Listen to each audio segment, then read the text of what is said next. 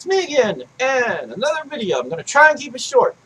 This is about, well, kind of involves the whole exclusivity thing and intellectual property thing like I've talked before, but this is a little different.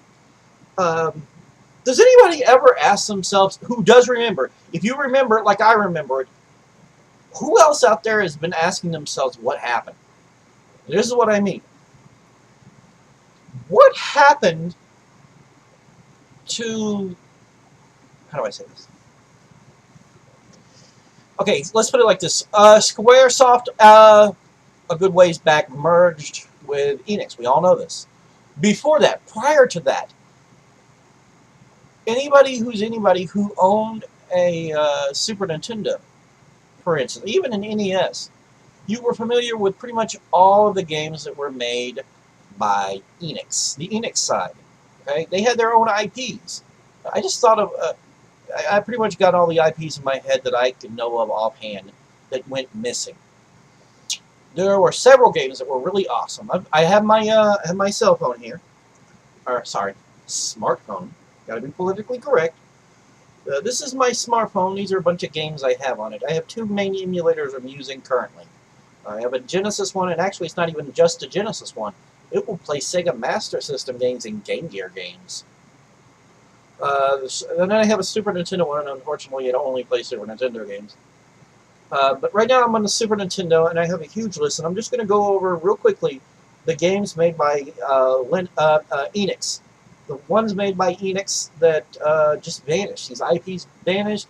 This uniqueness, these one-shot deals, the kind of this really awesome stuff that we used to see all the time from Enix until they merged with Squaresoft. All right, so starting from the top, we will start with a little known game. Notice it says Enix. Still love the Enix logo. This is a little game called the Seventh Saga. Now that's here in the U.S. It's called the Seventh Saga. In Japan, it is called Elmard. I have no idea what kind of name that is. It makes sense that they would not stick with that. I don't blame them for not sticking with that. Holding my hand up a bit. It's got good music too. I don't think I've got the volume all the way up. Yeah, I do. Yeah, it's all the way up. Yeah, let's get it up here a little bit. Isn't she pretty? It was almost a rip-off of Phantasy Star. Almost. Almost. It is kind of similar, but you only get 2 players at once. You never get, as far as I know, you never get more than 2 players. Yeah, it's called Elmard. It is it's a JRPG. Very Dungeons and Dragons-y. God, 3 minutes already? I haven't even been going that long. Anyhow, let's go back to the list of games. Now that's one game, Seventh Saga. Then there's this game right here. This is called, hang on, wait for it. Wait for it. See if I can get up there, you can see it really well. Brain Lord. It'll go into a demo here in a minute.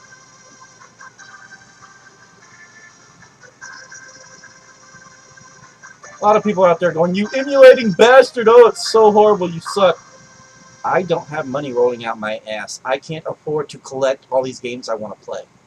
Anyhow, as you can probably see in the gameplay footage, it's very much a overhead view kind of Zelda-esque game. Yeah, it's a good game. But that's by Enix. Alright, moving on. What else do we have from Enix in here? Oh, yeah. I didn't put it on here, but I need to. I thought I had it on here. Where is it? It's not on here anymore. I gotta put it back on here. Why is it missing? Okay. Anyhow, ActRaiser. ActRaiser 1 and 2. They were made by Enix, and they weren't even really RPGs per se. They were more akin to Castlevania than they were akin to any RPG. They were still good games, though. The first ActRaiser had a very unique overhead view. When you were on this map, you were helping do it. It was kind of like SimCity a little. It was really cool.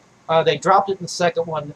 And not only did they drop that portion, they made the main hero look drastically different. He looked like some sort of Norse god or something like that. Anyhow, those are two games made by. So we have 4 games already that were made from the Enix days. And of course, there's all the Dragon Quest games. Keep that in mind too. Moving down, I try to make this video as quickly as possible, make it as short as possible. Unfortunately, it is not working out. So let's move all the way down to the S's to Soul Blazer. This is a little game called Soul Blazer. This is another Zelda-esque kind of game. Just the gameplay is kind of Zelda-ish. It's part of the Soul Blader series, and there's more than this one. This isn't the only one.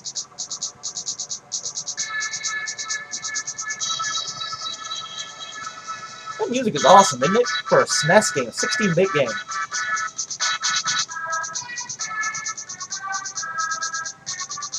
I love the Super Nintendo. I got one here.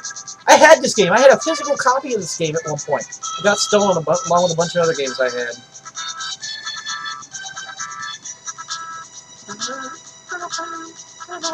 Sounds like an actual brass piece.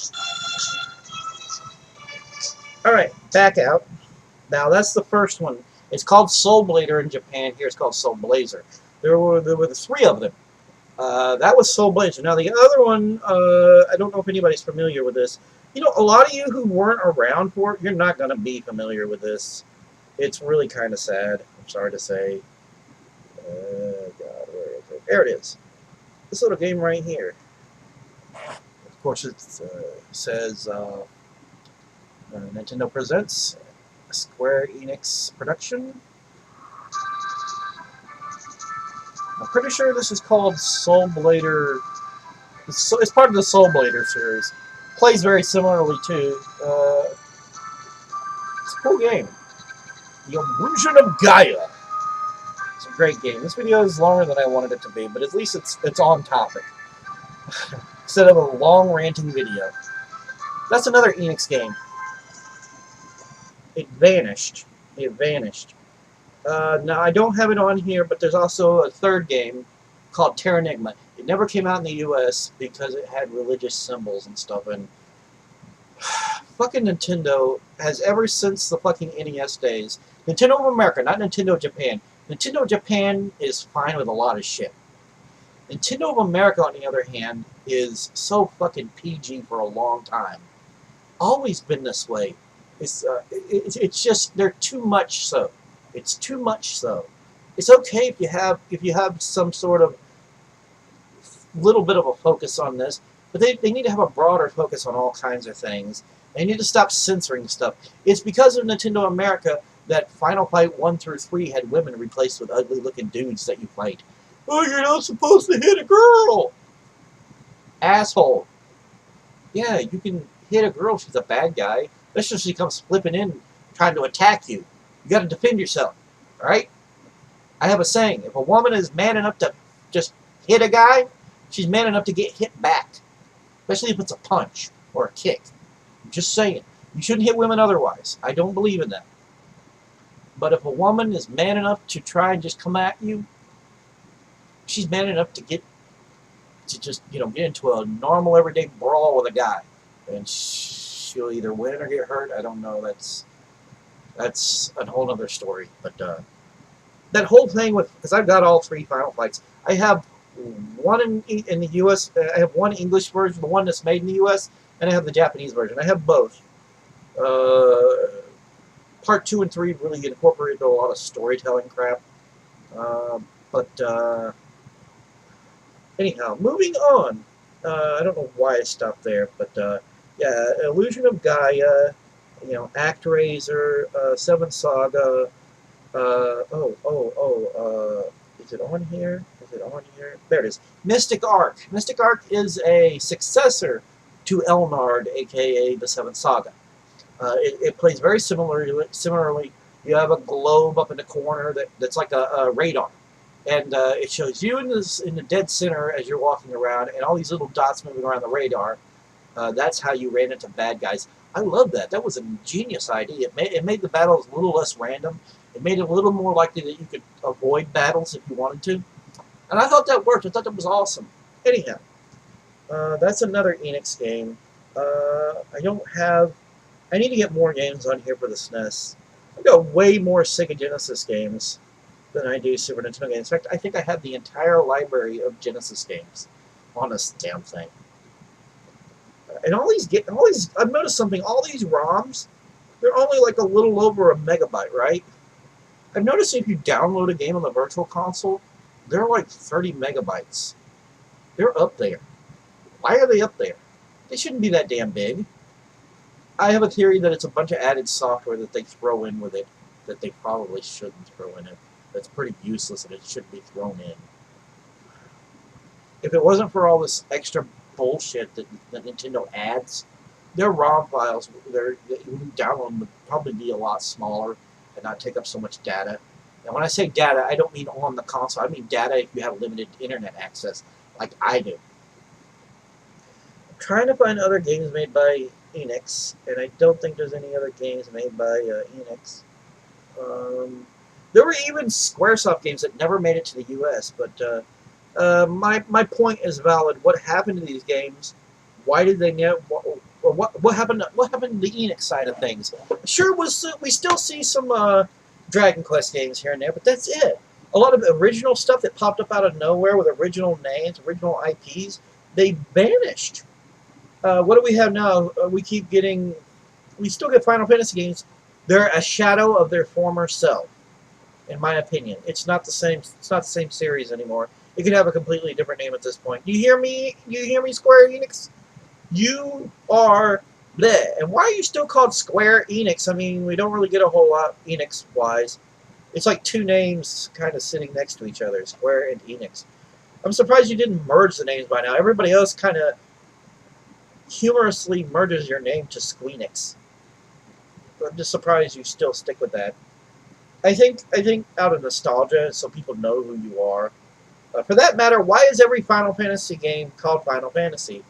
I mean, you shouldn't be selling a game based on the name Final Fantasy. You should be selling it based on brand notoriety.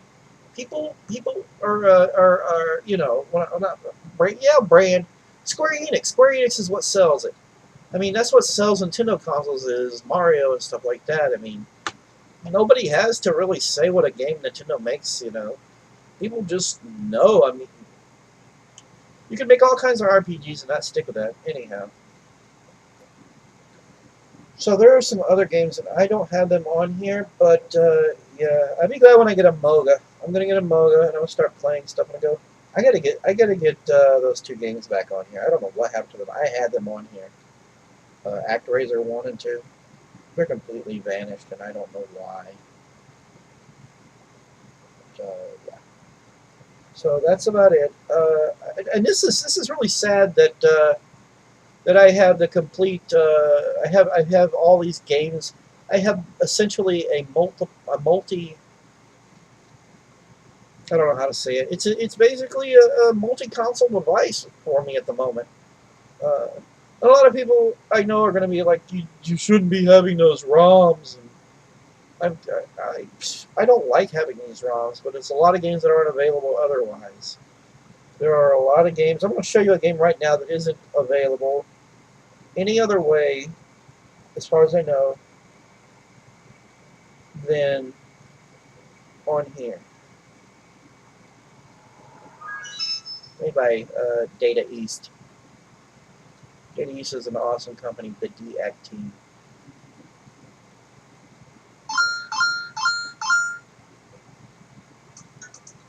It's called Congo's Caper. It's an awesome platformer. There's no way to get this game unless you either own the cartridge or a ROM. It's not available in any other means. There's a lot of games like this that are just not available in any other means. For that matter, I realize that Final Fight is available on Wii U, but it's a botched version. The Japanese version is much better, in my opinion, just because you get girls to beat up. I'm not sexist and I don't hate women.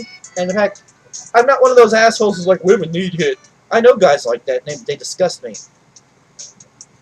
A little demo here, you can watch and see gameplay.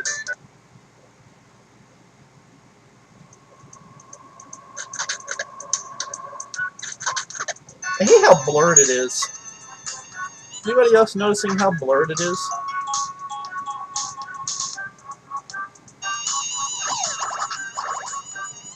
It's a cool platformer. It's actually a sequel to Joe and Mac. If anybody know that game. Really exit. No. What's funny is I got, okay, I had it. Oh yeah, I still got it. Super Bonk. Oh god. Not Super Double Dragon. Super Double Dragon's a good game. It's got good music, by the way. The Super Nintendo had some really good stuff. Super Bonk. Please get on there. And it's from...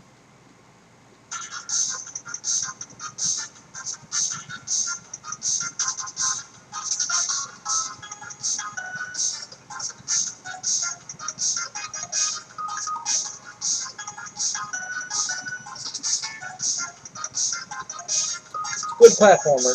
It's part of the Bonk series. If you're familiar with Bonk, basically Bonk on the Super Nintendo.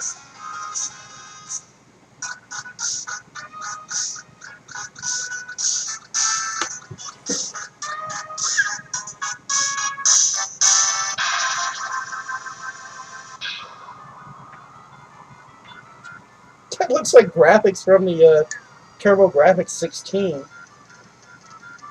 I haven't actually watched this. Bonk gets captured.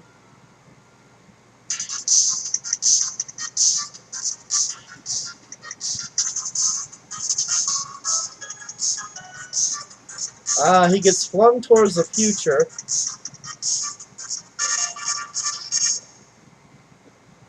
Act 1 Bonk begins. Yeah, no, it's a long video.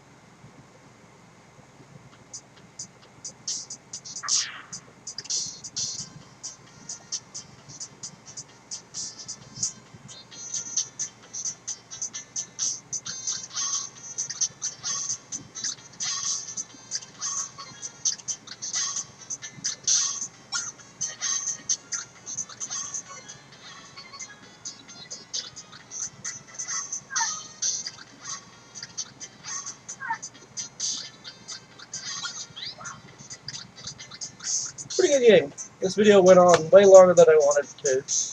But my point is valid. What the hell happened? I'm going to show more of this later, actually. I want to show off. But yeah, Enix, Squaresoft, what happened to that kind of stuff? Why did it vanish? Why don't you try new IPs anymore? I think you tried once on the Xbox 360 and it didn't work out so well. Excuse me, I'm very, very sleepy. Yeah.